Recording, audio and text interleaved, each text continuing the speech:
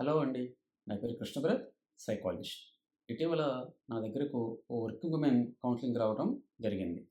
తన ప్రాబ్లమ్ ఏంటంటే, ఆఫీస్ వర్క్‌ని, ఇంటి వర్క్‌ని బ్యాలెన్స్ చేసుకోలేక కొంత డిప్రెషన్‌కి గురై వచ్చారామె. కొన్ని సెషన్స్ తర్వాత ఆమె సమస్య పరిష్కారమైంది.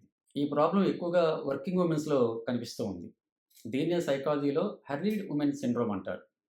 ఇంటి పనులను, ఆఫీస్ పనులను బ్యాలెన్స్ చేసుకోలేక క్రానిక్ స్ట్రెస్‌కి గురవ్వటం వల్ల ఈ పరిస్థితి వస్తుంది. మెదడులోని డోపమైన్, సెరటోనిన్ అనే న్యూరో ట్రాన్స్‌మిటర్స్‌లో ఇంబాలెన్స్ వల్ల ఈ పరిస్థితి ఏర్పడుతుంది. దీని ప్రధాన లక్షణాలు ఎలా ఉంటాయంటే వెయిట్ గెయిన్ అవుతారు. అలాగే వీళ్ళకి సెక్సువల్ లైఫ్ పట్ల ఇంట్రెస్ట్ ఉండదు. అలాగే తరచుగా చిన్న చిన్న పనులకు కూడా అలిసిపోతూ ఉంటారు. ఈ 3 హర్రీడ్ ఉమెన్ సిండ్రోమ్ యొక్క ప్రధానమైన లక్షణాలు. ఇలాంటి పరిస్థితి వస్తే దీన్ని ఒక స్మార్ట్ టెక్నిక్ ద్వారా మనం సాల్వ్ చేసుకోవచ్చు. ఇక్కడ స్మార్ట్ అనేది ఆ సమస్య పరిష్కారానికి ఉన్న acronym. S stand for self awareness. అంటే వారికి ఎక్కడ వాళ్ళు ఎక్కువగా స్ట్రెస్‌కి గురవుతున్నారనేది తెలుసుకోగలగటము. ఎక్కడ వాళ్ళు ఎమోషనల్‌గా ట్రిగ్గర్ అవుతున్నారనేది తెలుసుకోగలగటము. M stand for mindfulness. ఖచ్చితంగా మైండ్‌ఫుల్‌నెస్‌ని, మెడిటేషన్‌ని ప్రాక్టీస్ చేయటం. దానికోసం రోజు మొత్తంలో ఎంతో కొంత సమయాన్ని కేటాయించగలగటం. A stands for acceptance.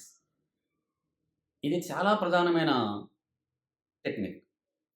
తాము కొన్ని పనులు మాత్రమే చేయగలమని గుర్తించగలగాలి. అంటే అన్ని పనులు నేనే చెయ్యాలి, అన్ని పనులు నా బాధ్యతే అని ఆ భావం నుంచి బయటికి వచ్చి కొన్ని పనులను ఇంట్లో వాళ్ళకి అప్పగించగలగటము, అలాగే కొన్ని పనులను ఆఫీస్‌లో అప్పగించగలగటం అనేది నేర్చుకోగలగాలి.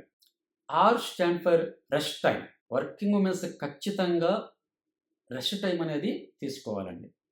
ప్రతిరోజు వీరి కోసం కొంత సమయం, అది 10 నిమిషాలు కావచ్చు, 5 నిమిషాలు కావచ్చు, వారికంటూ కొంత రెస్ట్ పీరియడ్ అనేది, రెస్ట్ టైమ్ అనేది ఖచ్చితంగా కేటాయించుకోగలగాలి. T stands for therapy. వ్యక్తిగతంగా మనం ఎంత ప్రయత్నించినా ఈ సిండ్రోమ్ నుంచి బయటపడలేకపోతే సైకాలజిస్ట్‌ని సంప్రదించి వారి సహకారంతో ఈ సమస్య నుంచి బయటపడొచ్చు. సో, ఇలాంటి సమస్య వర్కింగ్ ఉమెన్‌లో ఉంటే వారు సైకాలజిస్ట్‌ని సంప్రదించి ఈ సమస్యని పరిష్కరించవచ్చు.